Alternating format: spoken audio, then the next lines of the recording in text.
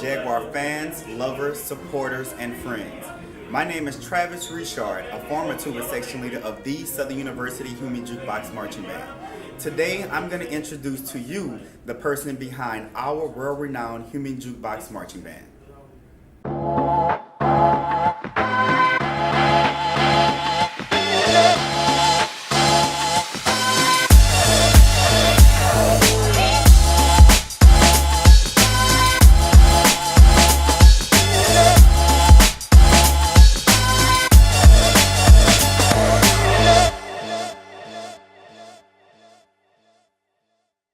So, ladies and gentlemen, with me I have none other than the Garrett Edgerson.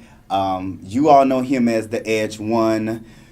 He's the face behind the Human Jukebox media team. So tell us a little bit about yourself, Garrett. Where are you from and how did you get into this whole marching band arena? Well, I'm from New Orleans, Louisiana, the Mecca of all bands. We are the Mecca. Don't argue with me on that. We are the Mecca. So I grew up on marching bands. I used to stay down the street from St. Aug. I always used to sit on my porch and you could hear just St. Aug blowing throughout the 7th Ward. Them 3-5, John Mack was all in that one area. So I love band. I always wanted to be a drum major for St. Aug. That was a dream. Went into middle school.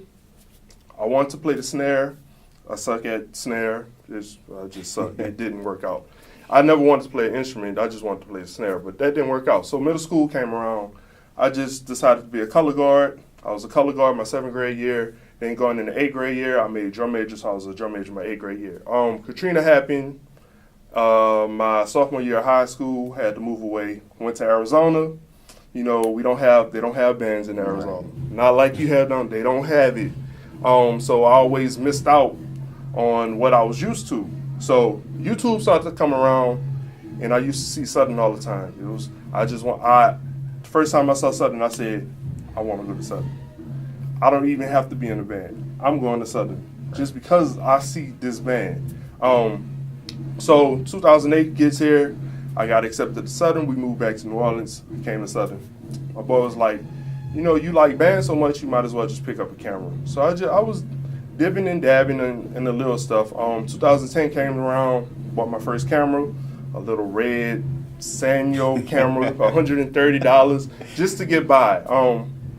And as you know, from 2010 to right now, it just blew up. 2010, Power, the first hit. That's how I really got my name. That clip made my name, essentially. So yeah, from there until now, it's been on a ride. So speaking of Power, I was in a band when that Power clip came out and everything, and we just thought that was amazing because before we would see the footage, but sometimes it would be days later seeing the footage, and even before now, going back to 2010, you were always expeditiously posting the footage onto the website. So from there, we kept the expectations very high from you because whenever something happened and we seen Garrett there, we say, well, we know Garrett is recording. We better see these videos in the next couple minutes once this performance is over. So speaking of expectations from some of the former band members, what are some expectations that you get from the band staff with Mr. Nathan Hamer, Mr. Brian Simmons, Mr. Kedrick Taylor, and Mr. Lorenzo Hart, even with the drum section? What are some things that they tell you and sometimes you just have to sit back and just be like, okay, we can make this happen? Well, let's back up a little bit. I'm sorry to all you videographers out there. It's my fault that y'all have these fan bases trying to get clips as soon as possible. That's my fault because I want to say at one point in time in 2010, I think, a band member told me that you had your clips up before we even marched back to the band room. So that's my fault. I'm sorry. Expectations wise, we have the best band in the world. Point blank. Period. My expectations, their expectations for me, I have to match, if sometimes even be better than what the band is. We can't have an off day. Regardless of what's going on, weather, personal issues, we can't have an off day because, our stuff, it goes around the world. It goes around the world. So we cannot have an off day. Me and Ms. Hammer talk all the time, what's new, what you're going to do this time, how can you top the you yesterday. you need to top what you did yesterday, today. So their expectations to me are sky high because they know what I can do, and I know what they can do. So expectations is just the limit. To the people on YouTube, I see what you guys say. I see it all. Trust me, I see it all. Sometimes we do go through the comments. Such and such, you need to do this. Such and such, we'll take it in consideration, and it'll probably pop up. That's YouTube, Facebook, Instagram. We see it all. So I see y'all expectations. I see the bands. It's sky high. I get it. So speaking of we talked about the band expectations. The Dancing Dolls, they've always been very important. They're like the icing on a cake to the marching band. Yep. And you started this whole dog cam thing now.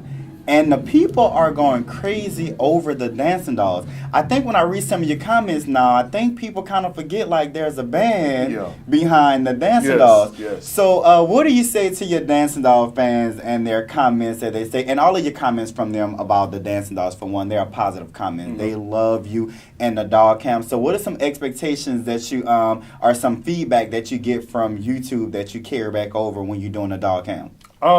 Well, I'll go back. 2014, Dog Cam was born. I want to say it was the second game of the season. Dog Cam came about. The whole purpose was, the dolls have their own following themselves. Everybody wants to see what the dolls are wearing, what the dolls are doing. So just came up with the Dog Cam. Far as comment wise, we see what y'all say.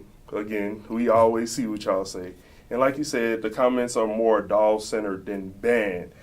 Just for y'all need to remember that there is a band behind the dolls. It's just not the dolls. Right. It's the band as a whole. Dog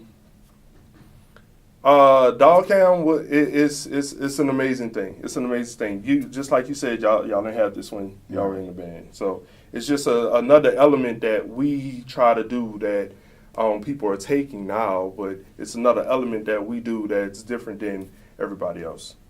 Thank you. So from here, we've heard what you said about the expectations from the band directors. So now we're going to go to two alumni, Marissa Jones and Mr. Brian Simmons, one of the directors here at Southern University, and we're going to get some of their feedback. So with me, I have none other than Marissa Jones, who is the president of the Human Jukebox Alumni Association, and she's also a former member of the Southern University Marching Band as well. So Marissa, tell me, how does it feel to be able to watch YouTube and Bandhead and Facebook, and you get to experience the footage as if you were there, and we get to see it instantly now? Tell me, what do you think about the media team and the quality and the type of work and his productivity when delivering us that type of footage? Well, I love it. Being that I don't live in Baton Rouge and it's kind of hard for me to get to Baton Rouge, I know that I can log onto the computer immediately after or sometimes during a game to see exactly what's going on. I'll just go back to when I graduated. Like, it was kind of hard for me because I left Southern and I wasn't really ready to leave Southern. I wasn't ready to leave the band, but I had to go on and pursue my education. So I went all the way to Chattanooga, Tennessee. So obviously I wasn't going to be able to come back to every home game or even homecoming at that time, and to be able to access the band right then and there all the way in Chattanooga, like, that was great for me because I was very homesick. And even though Southern is not my home, it had became my home. So that just gave me something to, look forward to sit and wait for the clips to be up and just be a little bit more at ease with what was going on and being so far away. And then moving forward to now, even though I left Chattanooga and I'm a little closer, I'm in Houston, Texas. I work a lot, so I'm still not able to, actually be at everything. So that I am very relieved with knowing that I can just log on and then get great quality. Sometimes I feel like better than if I was even going to be sitting right next to the band because I get to see it from so many angles and just can really indulge in what's going on. So, I love it. I think it's a great asset. I'm glad that we have it. I wish we had it earlier, but I'm just thankful for what we have now. Thank you. So we just heard from Marissa Jones, and as you can see, she's very excited and very proud of the media team that we have. With me, I have none other than the Mr. Brian Simmons, who is one of the associate directors at Southern University. And tell me, Mr. Simmons, how do you feel about, because we marched in a band as well as with Marissa. Yes, sir. So tell me, how do you feel about having this type of media team and this type of energy and publicity for the marching band? And tell me, what does it do for the marching band? I think our media team, the success of it covers so many levels. First of all, it's high quality. You know, when I was in the band, you should get one angle. Right. You know, you got one angle and it was in the middle of the field. You heard so much trash talking in the background. You know, you just had the band, the dogs was in the corner just doing whatever they did. But now the whole experience of watching a clip has changed. You watch the clip, now it's like you almost at the game. You can pretty much choose what you want to watch, and there's young ladies who just want to see the dancing dolls, want to look at what they have on, look at the counts. There's some people. Now it's more personal. Now I feel that students get to almost meet the band through the band clips. I remember watching band clips when I was younger, and I could see this guy right here, and I never knew his name, never knew what he did. But now, like, you really get a good glance of everybody. And not only is that good for the community, it's good for the band itself because it creates memories for them. I remember, you know, you and I, when we were in the band, we didn't have that many pictures. No, we didn't. We didn't have that many clips of you by yourself, but now everybody in the band gets some time and get to take some memories from them. So I think it just brings everybody together, and it brings Southern into everybody's home, and that's what makes it so successful and positive. And then it's quality work. You can't beat that. So that's how I feel. So tell me, what do you think about, I know there's other people who record as well. Mm-hmm. I know with the media team here, Yeah. The game will end at 9 o'clock and we have videos at 9:05. Mm-hmm. So tell me, what do you think about the delivery that they deliver? Because that's what also make us feel like we were at the game, because I get to watch it instantly.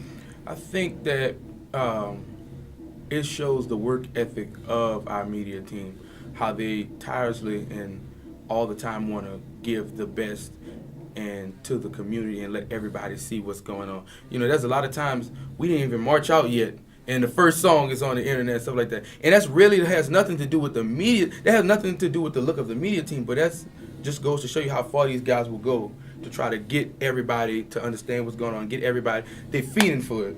They feeding for it because everybody want to know what's new, everybody want to know what's hot. And our media team just works tirelessly all the time just to give people what they want. And that's just what we do at Southern University. Southern University, we are a band of the people. We are first here to educate, and then we are here to entertain.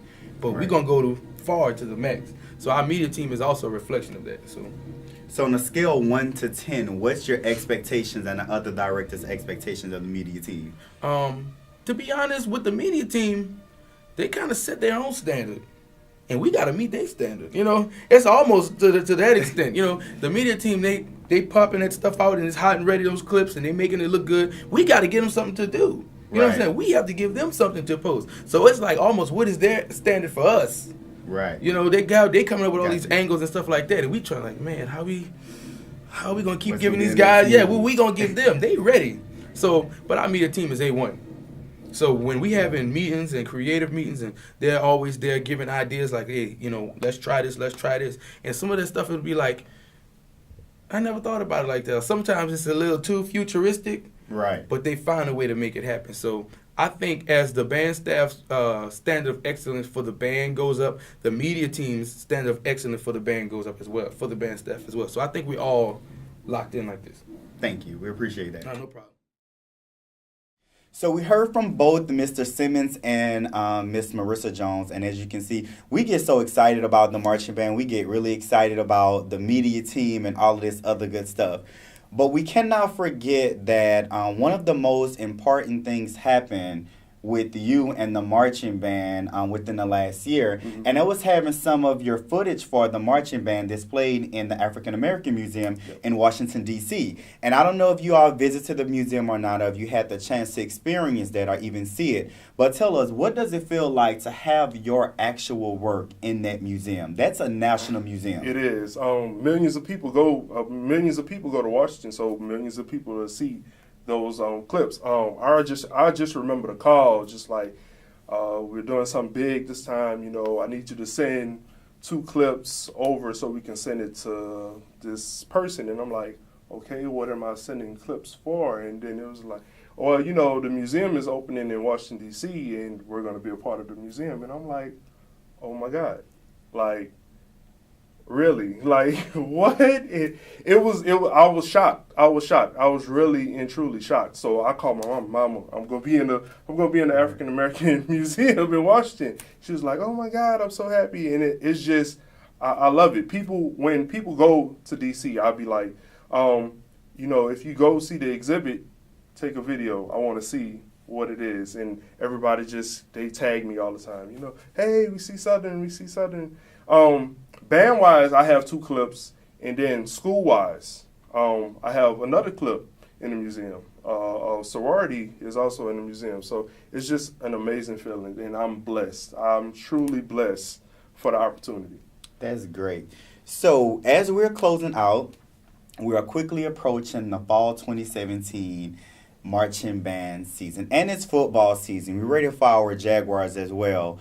But as the fall approach, it's getting time for you to prepare for the fall semester. Can you give us a sneak peek of something new or a direction that you may be going into in the fall semester? No sneak peeks. No. I don't know why I asked that anyway. None. We all just pop up out the box and we just do amazing things. So, again, thank you guys for watching. Thank you guys for joining. Be sure to share and subscribe to both the Human Jukebox Alumni Association page and also to the current Southern University Marching Band page on Facebook, and their Instagram is SU_Human Jukebox all across the board. And as always, we will continue to bring you greatness.